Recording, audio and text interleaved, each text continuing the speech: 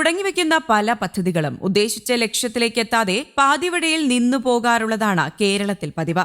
ഇച്ഛാശക്തിയോടെ സർക്കാരുകൾ മുന്നോട്ടു പോയാലും പല കാര്യങ്ങൾ കൊണ്ട് പദ്ധതികൾ പാതിവഴിയിൽ മുടങ്ങാറുണ്ട്. അത്തരത്തിൽ ഒന്നാണ് പാലക്കാട് ജില്ലയിലെ മലമ്പുഴയിലെ ഡാമിന്റെ സംഭരണശേഷി വർദ്ധിപ്പിക്കലിന് തയ്യാറാക്കിയ പദ്ധതി. എല്ലപ്പള്ളിയിൽ പുതിയതായി ആരംഭിക്കുന്ന മദ്യനിർമ്മാണശാലയ്ക്ക് മലമ്പുഴയിൽ നിന്ന് ജലം നൽകാനാണ് സർക്കാർ തീരുമാനം. കേന്ദ്ര സർക്കാർ പ്രഖ്യാപിച്ച പാലക്കാട്ടെ വ്യവസായ പാർക്കിനും വെള്ളം കണ്ടെത്തേണ്ടതുണ്ട് എന്നതാണ് മറ്റൊരു വെല്ലുവിളി. വിവിധ പദ്ധതികൾക്ക് ആവശ്യമായ ജലം നിലവിലെ സാഹചര്യത്തിൽ ഡാമുകളിൽ നിന്ന് മാത്രം കണ്ടെത്താൻ സാധിക്കില്ല.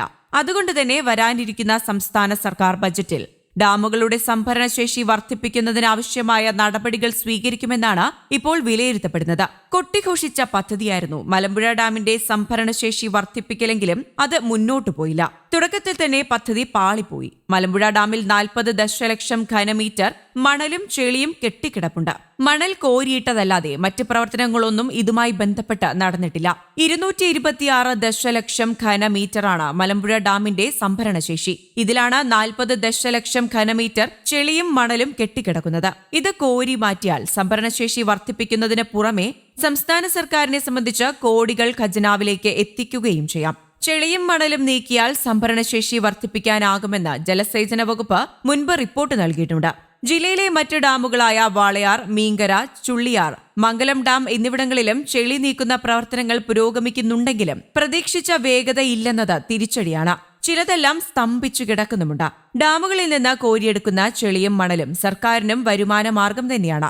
ഇതുകൂടി മുൻകൂട്ടി കണ്ടാണ് സർക്കാർ മണലെടുപ്പ് ആരംഭിച്ചതും. ഡാമിൽ നിന്നെടുക്കുന്ന മണൽ ശുദ്ധീകരിച്ച് നൽകുകയാണെങ്കിൽ വലിയ വില കൊടുത്ത് അത് വാങ്ങാനും ആൾക്കാരേറെയാണ്.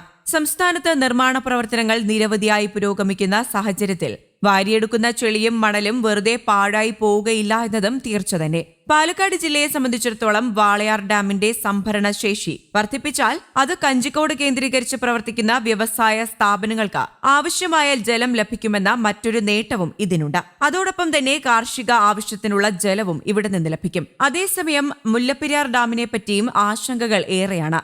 തന്റെ തലയിലേക്ക് ആകാശം ഇടിഞ്ഞു വീഴുമെന്ന ഭയത്തോടെ ജീവിക്കുന്ന കാർട്ടൂൺ കഥാപാത്രത്തെ പോലെയാണ് മുല്ലപ്പെരിയാർ ഡാമിന്റെ സുരക്ഷാ ഭീഷണിയെന്ന് സുപ്രീം കോടതി നിരീക്ഷിച്ചിരുന്നു. പുതിയ ഡാം നിർമ്മിക്കാനും ജലനിരപ്പ് 120 അടിയായി കുറയ്ക്കാനും ആവശ്യപ്പെടുന്ന ഒരു കൂട്ടം ഹർജികൾ ജസ്റ്റിസ് സൂര്യകാന്ത് അധ്യക്ഷനായ 3-അംഗ ബെഞ്ചിന്റെ മുന്നിലാണെത്തിയത്. സുരക്ഷാ പരിശോധനയ്ക്ക് ഉത്തരവിടുമെന്നാണ് ആ ബെഞ്ച് നിരീക്ഷിച്ചിരിക്കുന്നത്. ജസ്റ്റിസ് സൂര്യകാന്ത് അധ്യക്ഷനായ മറ്റൊരു ബെഞ്ചിൽ തമിഴ്നാടിന്റെ ഹർജിയുമുണ്ട്. ജലനിരപ്പ് 142 അടിയായി നിലനിർത്തണമെന്നാണ് അവരുടെ ആവശ്യം. 2014 സുപ്രീം കോടതി വിധിയുടെ അടിസ്ഥാനത്തിൽ രൂപീകരിച്ച പഴയ സമിതിക്ക് മേൽനോട്ട ചുമതല നൽകണോ? 2021 ഡാം സുരക്ഷാ നിയമപ്രകാരം കേന്ദ്രം ദേശീയ ഡാം സുരക്ഷാ അതോറിറ്റി ചെയർമാനെ അധ്യക്ഷനാക്കി സ്വമേധയാ രൂപീകരിച്ച പുതിയ സമിതിക്ക് ചുമതല നൽകണോ എന്നതും ഈ ബെഞ്ച് പരിഗണിക്കുന്നുണ്ട്. ഈ ഹർജികൾ എല്ലാം തന്നെ ഇനി ഒരു ബെഞ്ചിലേക്ക് വരാനാണ് സാധ്യത. പുതിയ ഡാം വേണമെന്ന നിലപാടിലാണ് കേരളം. ഡാം ഡീകമ്മീഷനിംഗ് പരിചയമുള്ള രാജ്യാന്തര വിദഗ്ധരെ ഉൾപ്പെടുത്തി സുരക്ഷാ പരിശോധന നടത്തണമെന്ന് സംസ്ഥാനം സുപ്രീം കോടതിയോട് ആവശ്യപ്പെട്ടു കഴിഞ്ഞു. ലോകത്തെ പഴക്കമുള്ള 6 ഡാമുകളിൽ ഒന്നാണ് മുല്ലപ്പെരിയാർ.